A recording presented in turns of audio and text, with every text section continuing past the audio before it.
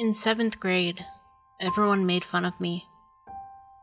I was socially awkward and naturally weird, the weirdest kid in school.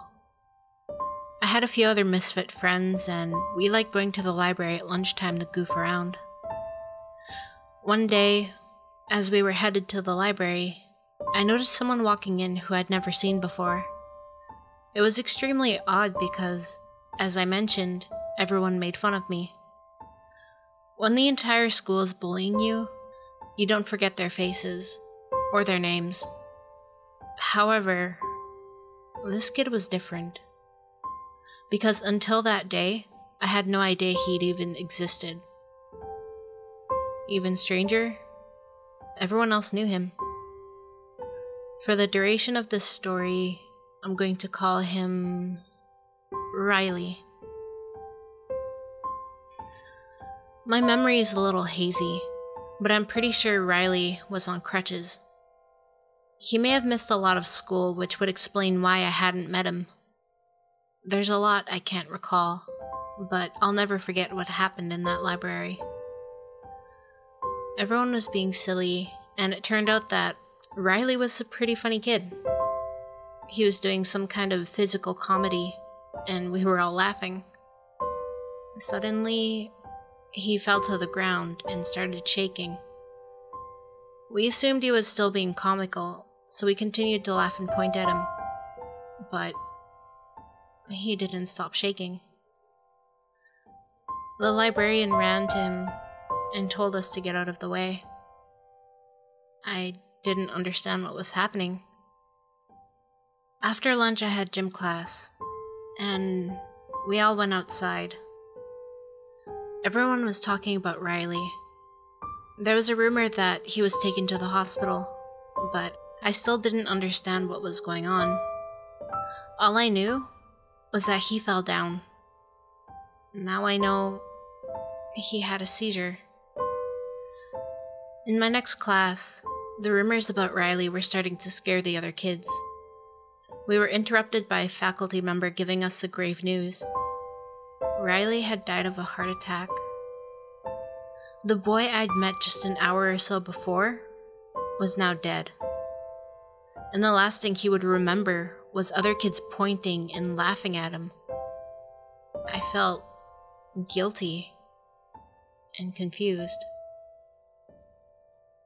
Everyone who was close to Riley, as well as everyone who was in the library at lunchtime, was taken to the principal's office to mourn together.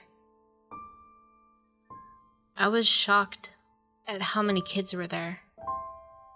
Why did he know so many people that I knew, but I never knew him? I'd never even heard anyone mention him before. The whole room was crying, but not me. I just lowered my head in an attempt to seem upset.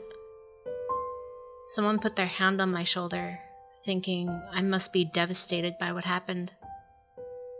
I didn't belong there.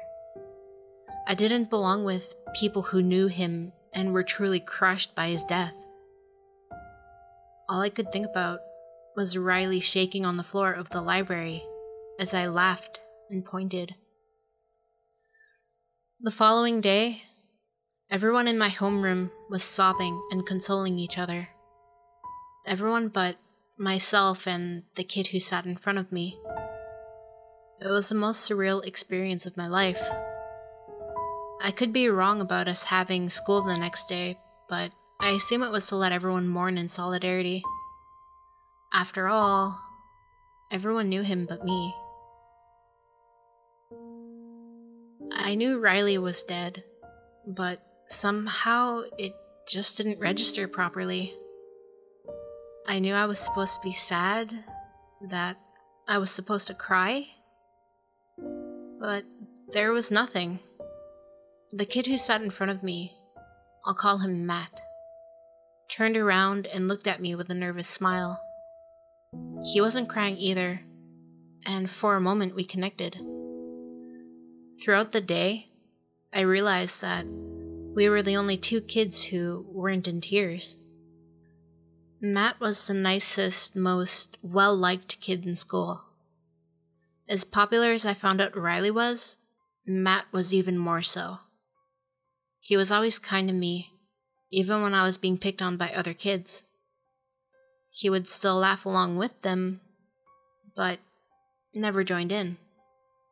I thought we might become friends since we were the only 2 kids in the entire school who didn't cry. I guess it never happened. In 8th grade, I was still as much of a loser as I was the year before. Don't ask me why, but I went to a school dance. I think my misfit buddies had said they were going, but then they didn't show up. That might explain why I was clinging to a group of kids that weren't my friends. They were all from my Catholic education program, and Matt was with them, so I felt a little more accepted. He was the only one I felt comfortable talking to. I kept bringing up a funny thing that happened in class that day, since I couldn't think of anything else to say. He would laugh along quite convincingly. The group kept casually walking away, and I walked with them. Suddenly, they started running, so I ran too. They ran out of the gymnasium and through the halls as I followed blindly. I thought we were just having fun, but then I heard Matt say something like, "He's coming." It turned out they were running away from me. Later that year, Matt died of a brain aneurysm. I was the only one who didn't cry.